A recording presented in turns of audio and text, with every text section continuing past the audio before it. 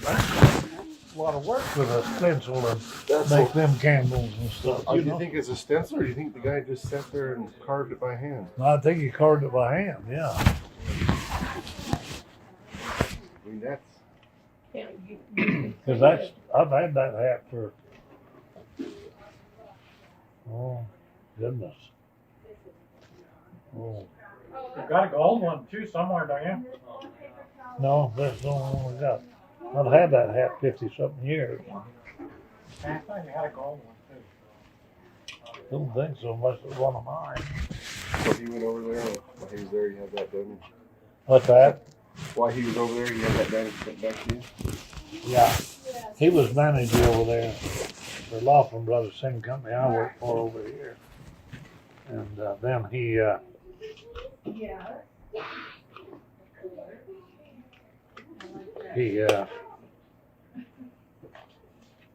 stayed overseas for a long time, 15, 20 years.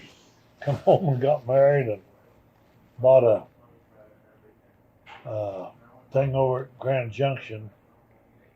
Don't remember what they named it, but they run security cars that take money to banks at like Brinks. Okay. They pick up money at the post office or the train or wherever and take it to banks. Then his wife got divorced. He put all his money in that. It cost him a million or two to get into it. His wife got it all, or she gave it to him. Well, just before he died, he was working out in Salt Lake as a greeter at Walmart. Oh, really? Yeah. And I don't know how much money he made overseas. She cleaned them out, huh? Yeah, how she done it, I don't know. She had a good lawyer, that's how she done it. That's how she done it. He didn't have the hammer and horseshoe on it that he should have had. I don't know. And the girl was his secretary from over there. You see this? I've seen it, I guess I've never looked very closely at it. It's all hand done. I didn't realize it's from the Middle East. It's cool. And I'm gonna eat these. Where's it hanging at in the bedroom down there? In between the two doors. Thank me for buying those. Yeah, in between the two doors. Yeah. On that wall, the sliding door. Oh, down here. Yeah. Yeah, if you go in that bedroom that's down there, you'll see some rigs that used to be mine. That we had there. Go in that bedroom. Downstairs.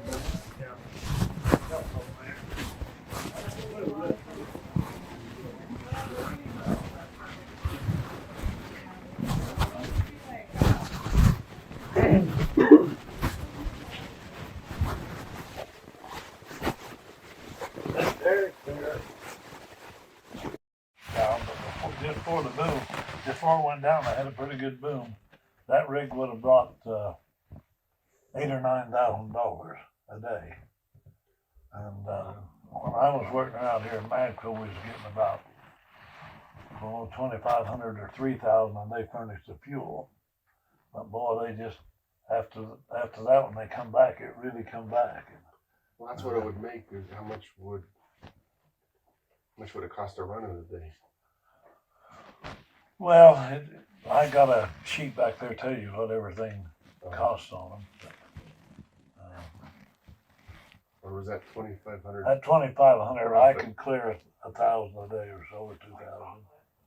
With them and a few, but running every day, you're doing pretty good. But now 9,000, but you're paying their hands a lot more now than we were. But they're making good money. We was just making their payments, and we paid 2.5 rigs off. We just hadn't bought that damn thing. Yeah, if you wouldn't have bought that one, you probably would have been okay. We'd been still in business. Be working. That's the way the railroad's going there. They had that meeting over there, and they said what they got out of the rig sale of everything after they sold, bought this back, sold this back, other than to me, $600,000 a piece, three of us. And that bank had went bankrupt 3 times over in Denver, and there's all different people. One guy has stayed all that time through all them deals, and I couldn't find that paper where where I had them sign it. I know they had it somewhere. They said they didn't, but they did. But we had a meeting in Park City and had all the bank's wheels over there, and us. And the two guys I was in partners with were sitting there. They said, we're liable for all. He did not have anything to do with it. But they didn't have, one of them had the money to pay it, but the other didn't have no money to pay it, $600,000. So they was gonna make me whole. There was one guy who was with the bank when we did it. He said, I'll sit there and know all this is the truth. So I got out of it. That's how easy you get in trouble though. Yeah. Look at all these kids, everybody's a working, Yep. except me.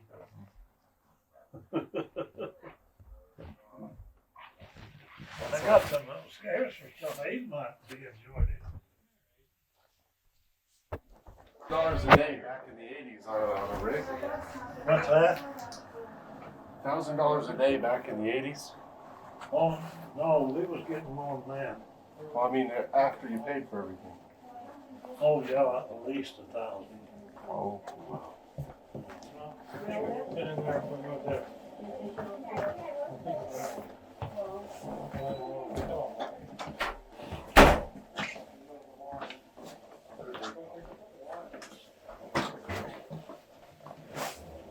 Oh, let's see. Oh, here's some more. Here's the things we sent out when we sent a bid out. Now this was rig 4, that's that one was. And you just make out your bid and send them in these here. Impressed them pretty good. Showed them what they was getting. Well, I got some. I don't know, I just got this home. Oh, here's some pictures when I worked for All Western. We was the biggest drilling contractor in the world. There's some of their, that's an offshore rig. Did you do any offshore work? No, I didn't do any offshore work. I'm thinking, was this my rig or D. Slaw's? This rig here was,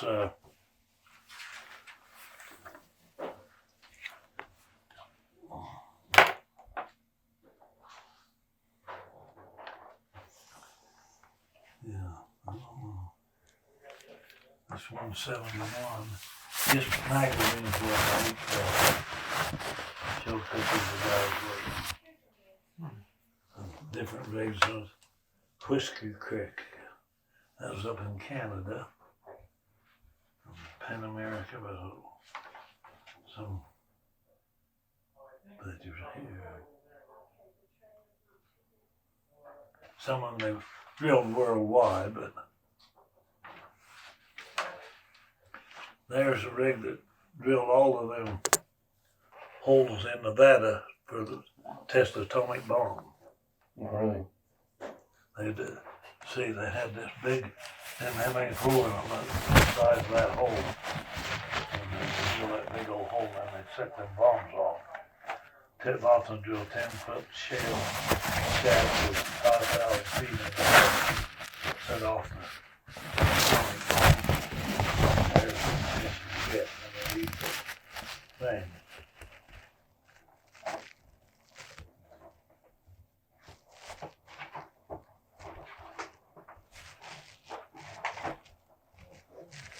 Here's a picture, friend of mine, he's dead now. Passed away.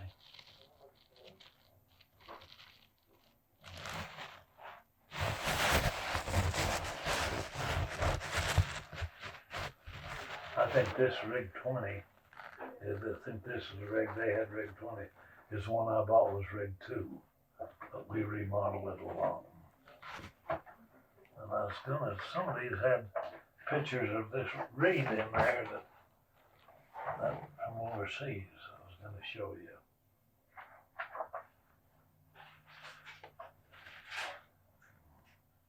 Oh, they had 84 rigs, I think. That's gotta be in Canada. Oh, that's you in the base rig, 163. I don't know who was pushing on it.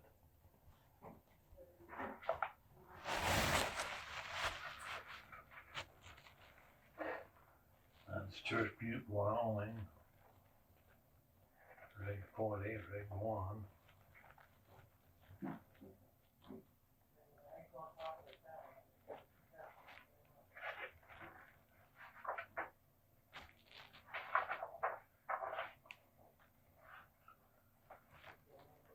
And I worked for him for 25 years.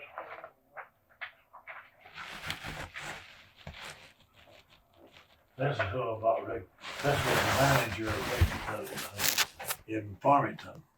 That's who I bought the rig. That was in his division superintendent. That's who I bought. He was a good friend. I bought that super. They didn't get mad at you when you left and went off on your own? What's that? They didn't get upset when you left and went off on your own? No, I didn't do this. I'll come back. About 3 of mine quit. A friend of mine had water trucks. And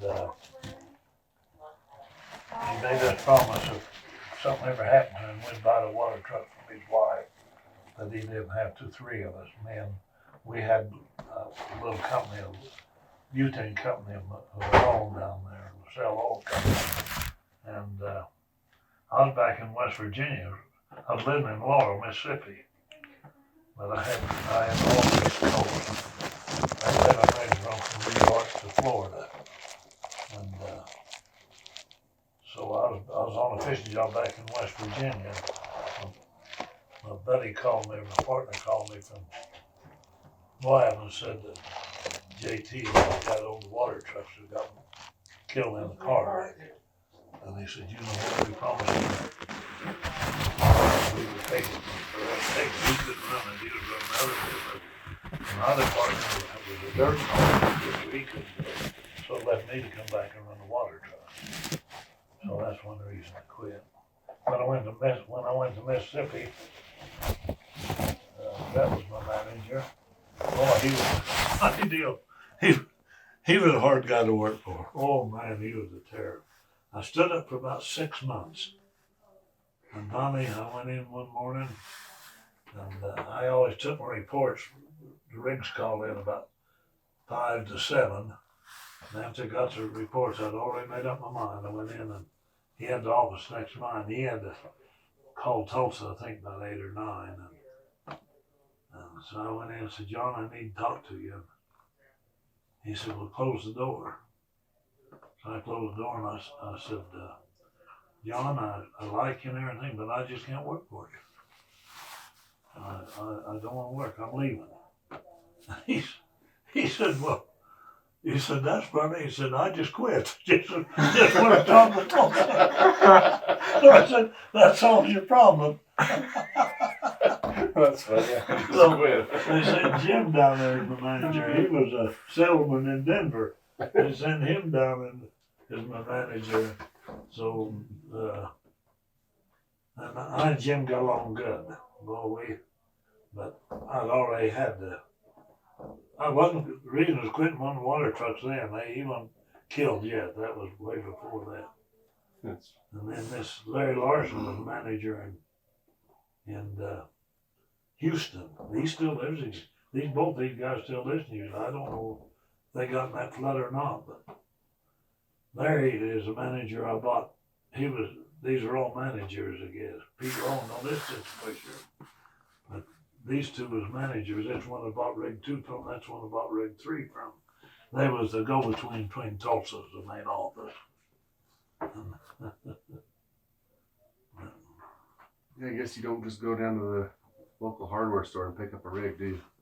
No. No, some of these rigs, I got some, I don't know, a lot of these made. How do they break down?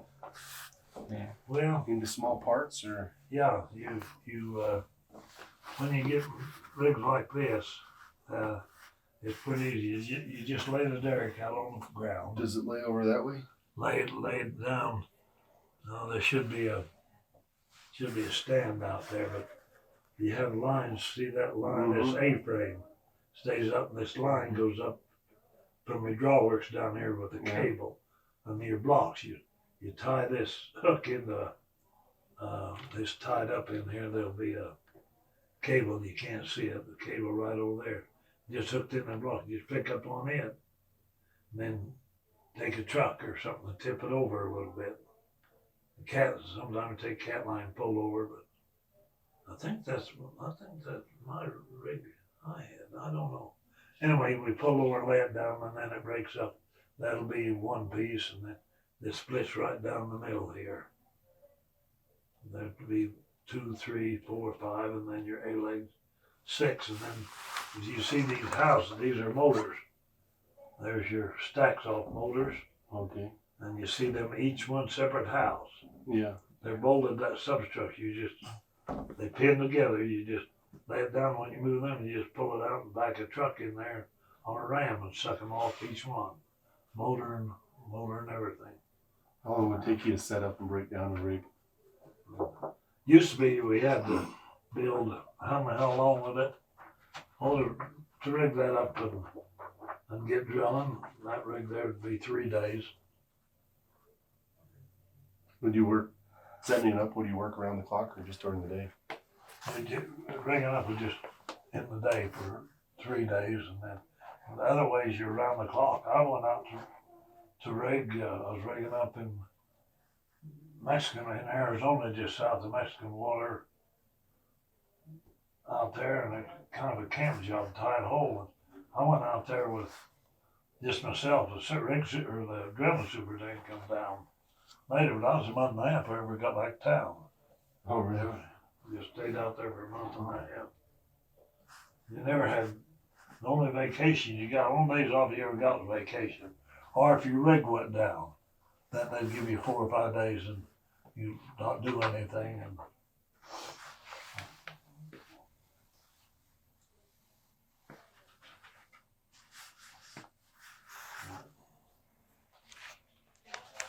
one of these, trying to find Greg, he drilled well and hard today. A helicopter rig, that's right. Oh, that's one I've already looked at.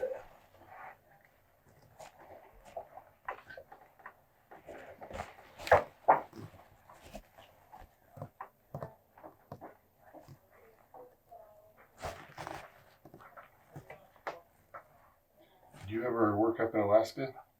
No, I never went to Alaska. I wouldn't go. I had a lot of chances. That's a little drawwork. See, your drilling line goes on there, and then you have this for swab line. And your motors was back there. That's for little. This here rig, when I was pushing tools, I had one of these U12s. Brand new. Boy, it was a nice rig. Cat engines. This was the president of the company. This is Kent Davis. The reason it broke up, the reason they sold out, I don't know if you've ever, I've got some books on it. This Kent Davis married a movie star. That's him and that's him. Who's say number 4 here? You can entertain Chloe. J.R. Etheridge. And there's 3 Kent Davis Jr. shoes. But anyway, someone killed Davis's wife, and they said it was him. So they charged him with murder, and can't remember what all went on. And the judge, well, that was later. Then they got moved. That was in Dallas or in Oklahoma City, and they moved that trial somewhere else. And Lawson Brothers had 40 or 50 lawyers. And they moved in where they was gonna, that town it was in northern Oklahoma in the Panhandle, where they had the court. They moved in there and sent every person that could be on that juror, they sent lawyers out to talk to them before the court. And they acquitted him. I don't know how many billions of dollars it cost them to acquit him. But then later on, they caught him, and the judge, the first judge, they had trouble with one judge, and they wired this guy that was talking to him. And Ken Davis was trying to hire this guy to kill that judge. Oh, jeez. And So he was dirty. so they got him again, and he got off there. So who bought out Laughlin Brothers? I don't really know. I think Neighbors out of Canada. That was that Jim Neighbors that used to play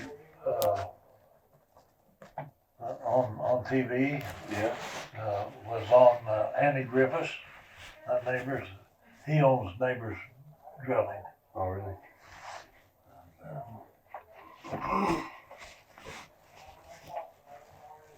There's a little rig like that rig one we had.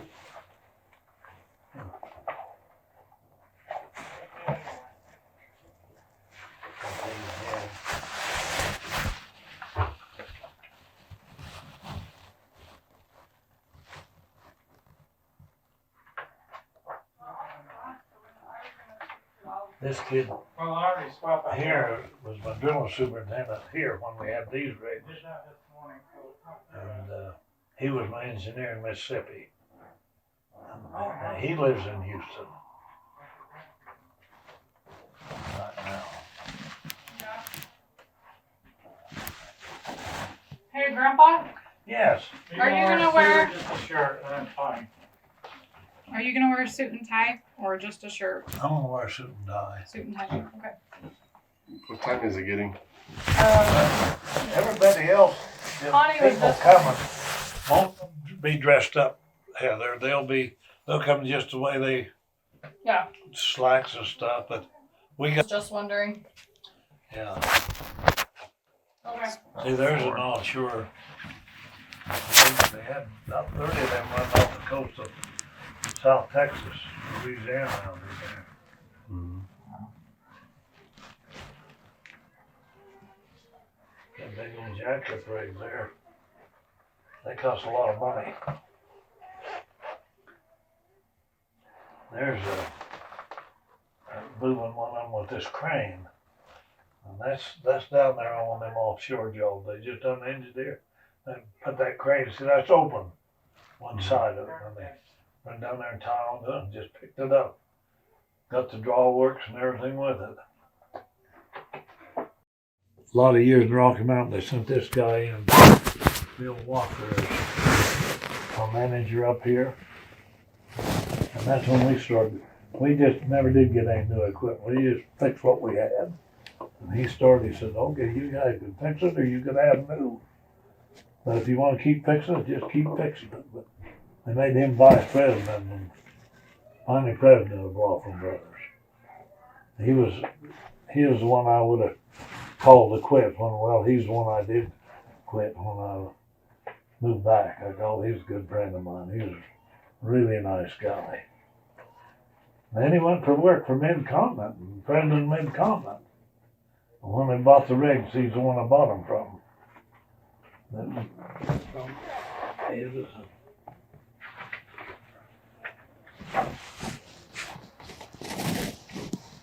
These Laughlin brothers were two brothers.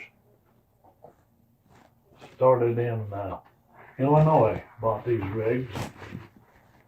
And then this Bill Davis brought them out and had these three kids. Young Bill and what was their name? They owned at least, this Davis outfit owned at least 80 owned Cummins Diesel, 80 big companies at least, CP Bits, and I think they spend all on that, the murder cases. Cause right after that's when they went.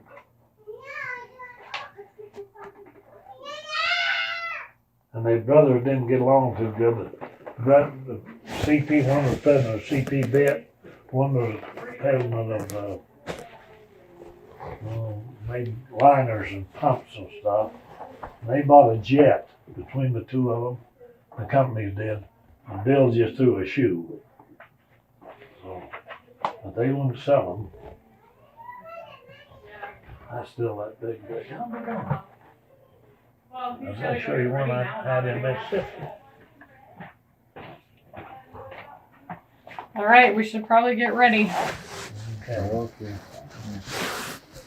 I'm just showing them the stuff Riggs Laughlin Brothers had. You got our clothes in here? Yeah. There's that helicopter raid that was over. That was in Argentina. Or Venezuela, one. I can't remember. He went down there. He was. Moved the whole thing on, no road into it. Moved the whole thing in the Laughlin platoon who helicopter for Putumayo jungle drilling.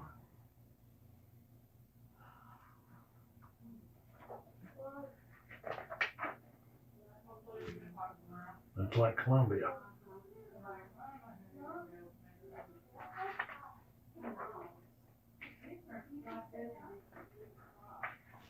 And they just send stories out every month. It's kind of interesting when you work to see what the other guys are doing, that you know them all.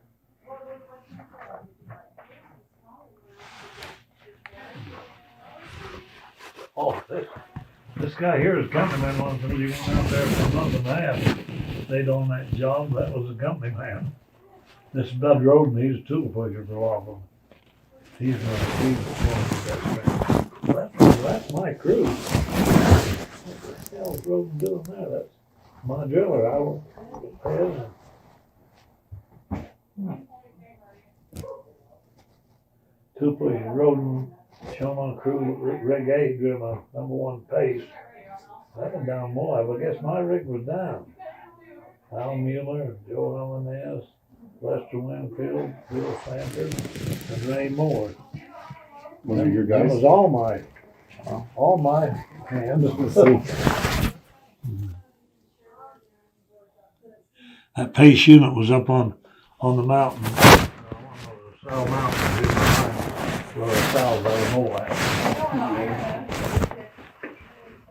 that wasn't the deepest well Laughlin drilled was in Nevada, and that was that big rig.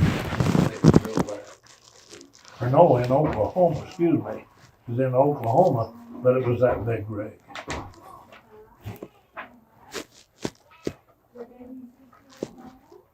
Lee Martin, that's a good friend of mine. He retired, moved back to Vernal, him and his wife. They've got a brothers here, and he died 3 or 4 years ago. He'd come up here, born in Louisiana, and just come up, join the oil field, and he stayed with Laughlin Brothers for a long time, and then Mountain,